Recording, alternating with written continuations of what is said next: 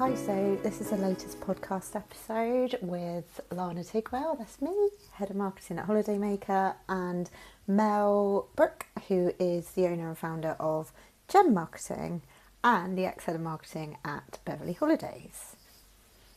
Yeah, it's hard, especially like for marketers, isn't it? Nowadays with AI, we were just talking about AI. Yeah. Looking at your slides. Yeah.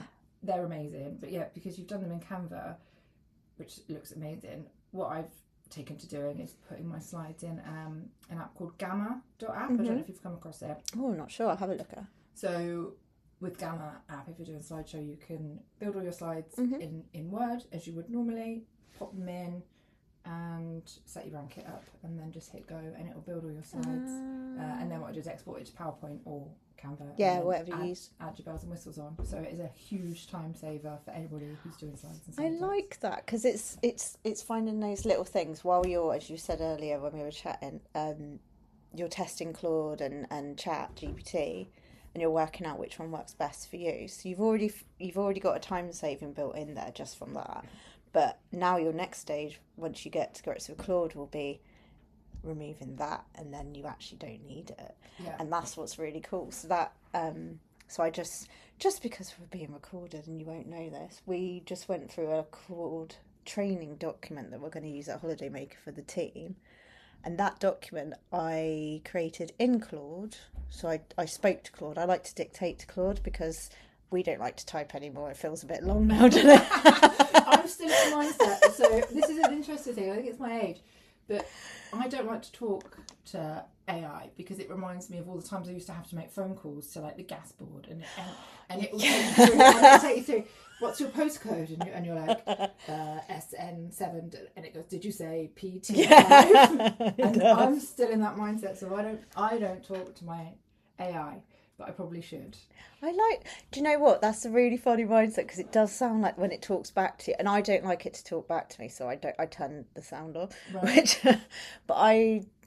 What I tend to do is instead of chatting to like conversationally, I will do like a massive just waffling into it. So I like to use those free. They don't give them to anymore, Apple or whoever you like to use, but the free ones because they're really good for dictation. The mic's really good. Right. And I'll just sit and wander around because I can't sit still, and I'll basically just brain dump or whatever into it for however long I need to, and then I'll get it to basically summarize, bring everything together, and then I use that as like the building blocks to creating. Claude calls it an artifact, but it's basically just a shiny document. It could be a PDF, it could be a landing page, it could be anything creative. It lets you jump from planning to having a example instantly instead of having to do your document, get it approved, and then draw out what you want it to look like, or get a graphic designer to do it, or use Canva and have to move your blocks around, all this stuff. Yeah. You can set your design and brand kit in Claude yourself. Yeah. And then I do still use a tool like Canva to then edit.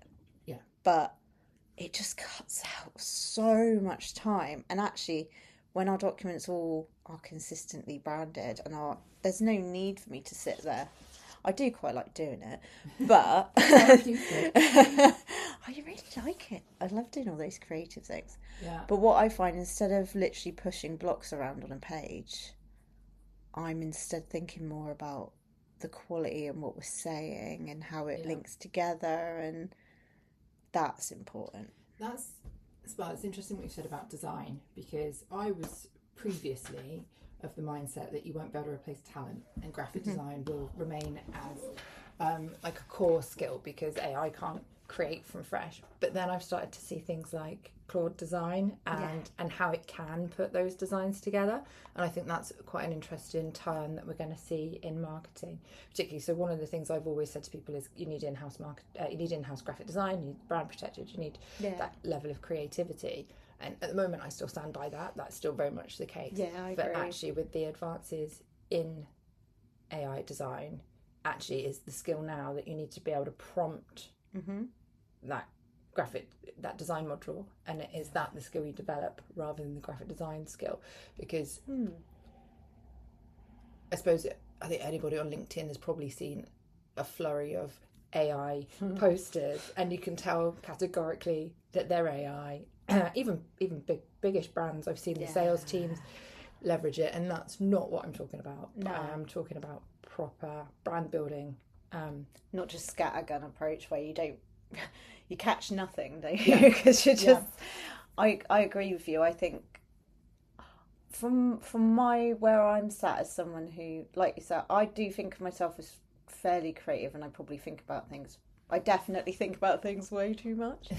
But I think the new sweet spot that I'm finding is that because I go so deep into the brand, and that is totally what you were saying, having an on-site in-house marketer who's, or whatever we want to call it. I don't know if we're going to be called marketers really, because I think we'll be doing less of the selling and going to market. We'll be doing more of the creative, more of the humanizing, and more of the, not smoothing, it's not the right word, but I think it's allowing us more creative freedom, because you're not having to rebrand something each time. You're not having to make sure it's consistent. You're not having to reteach. You're basically starting from such a good level branded that you can basically go, well, it's interpreted that I get why it's done that because I've set the rule, but actually now, because I haven't had to spend all the time getting it to this point, I can really focus on it being good and consistent and quality. And I do think that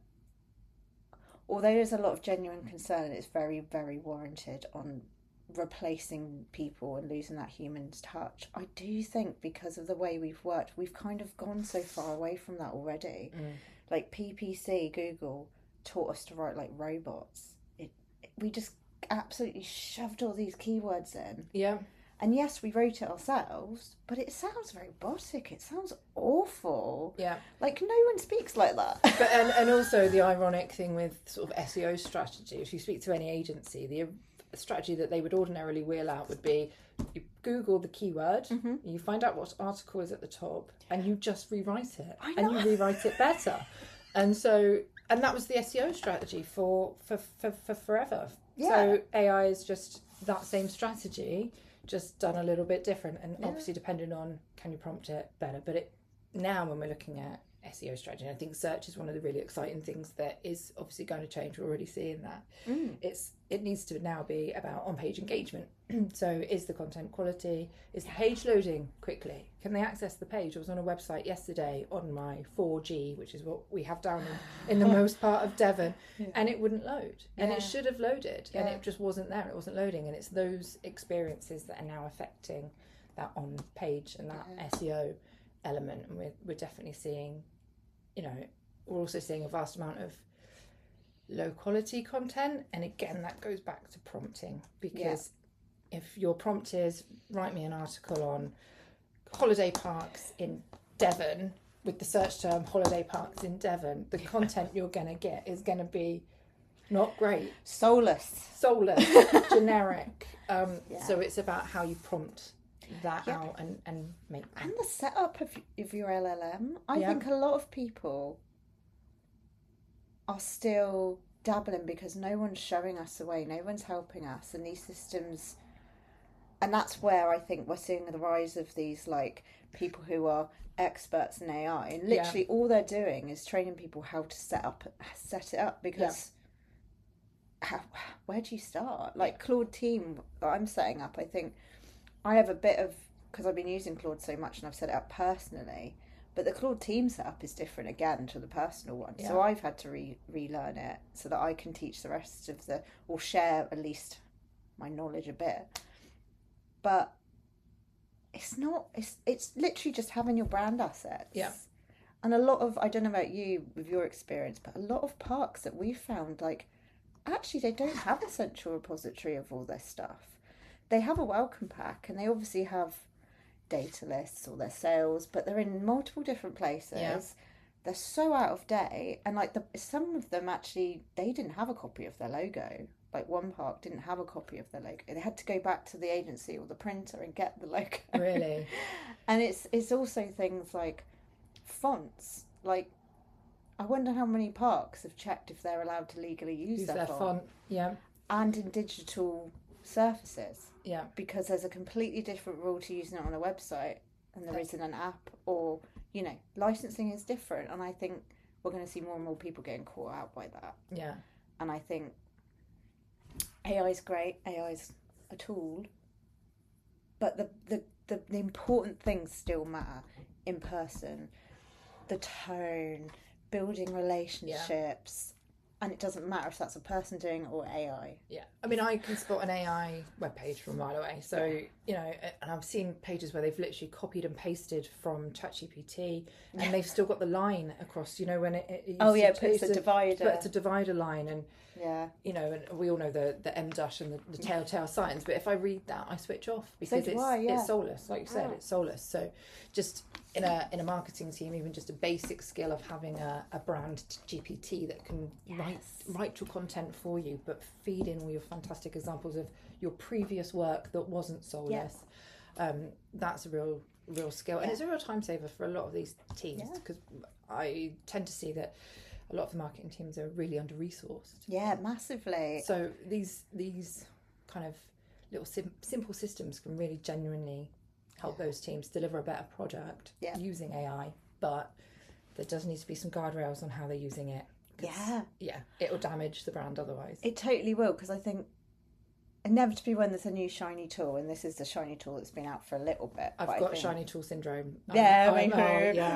Like how many of us literally jumped to Claude recently, just like, nah, I'm over ChatGPT, everyone else, oh, you're over there, are you? Okay. Yeah, what's that? Claude now. Claude's got better. Okay. Yeah, Claude's my best student. I thought, oh God, I'm terrible. I'm a horrible, awful person. I'm cheating on chat, sorry.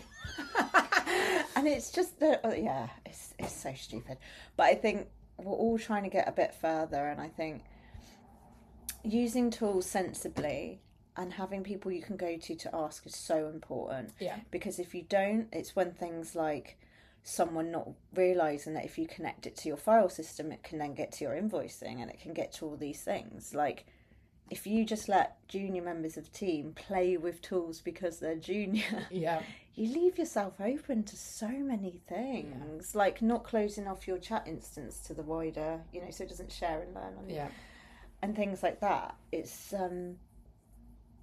like with cybersecurity at the moment, right? There's all these little things that we're learning and all these things, and I think the two do need to go together. You need to try these tools because they genuinely are game changing. Yeah.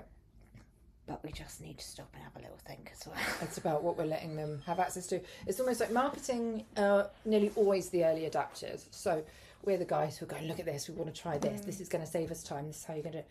But we're not necessarily IT specialists. Exactly. So, and what so if you let us do what we want, we'll get excited. We'll get a little bit excited. We'll start building nodes. I don't know what a node is. That's your side. That's the tech side. So perhaps IT sometimes need to. And I think that's the case as well, because when AI first came out, understandably so, and my husband's studying animation, so he's directly going to be impacted, like we are in marketing as well. A lot of creatives just sort of switched off immediately, and I totally get why, and there's a lot of validity in that, is protecting the creative space. But for me personally, I think if you're talented and if you're creative and if you're seeing those opportunities and you're connecting those dots already, I genuinely think that those sorts of people can really flourish. Use it to enhance, not to replace. Yeah, exactly. And the other thing that I think people need to watch out for is learning experience. So the human touch isn't just about correcting the language that comes out. It is actually looking at the output and going, well, that's not actually right. That's not right for X, Y, Z reason. Yeah. And what you've got at the moment is people saying, how can, work with a sales chap who's like talking to ChatGPT about how he can sell more holiday homes. And it's coming up with some great ideas, but nothing that we haven't already done. And it's coming out with some really crazy stuff that's just not cost effective or viable. Yes. But AI said, so therefore it must be right. But it's not. It doesn't replace years of experience and knowledge and budget management and strategy and with two sentence prompts. So those are the things that were kind of coming up again. Something just popped into my head while you were talking then. and this might be a bit, you don't have to answer if you don't want to, but do you think AI is going to expose the people who are just a bit crap? Yeah. 100%. And that's why some of them are like, I don't want to use it. But there are some people that, I think marketing as well, when you look at it as a whole, there are people that are genuinely strategic and and very good, and there's people who are more branding and strategic in that so there's different disciplines within that area. And then you've got, but they're very strong. And they do research, they apply behavioural science like you guys do, and they're in that strategic space. And then you've just got mid, and there's some mid people, or the people actually who are using outdated methods, who aren't applying, who won't grow, and that doesn't have to be AI, does it? It's anything. It's anything. And I think those people will really start to get exposed, and it's not because they will change. They won't change, but what's going to happen is everybody's going to change around. And when you're in the holiday park industry, it's a really great industry in the fact that people talk, and and everybody gets on, and there's no competition.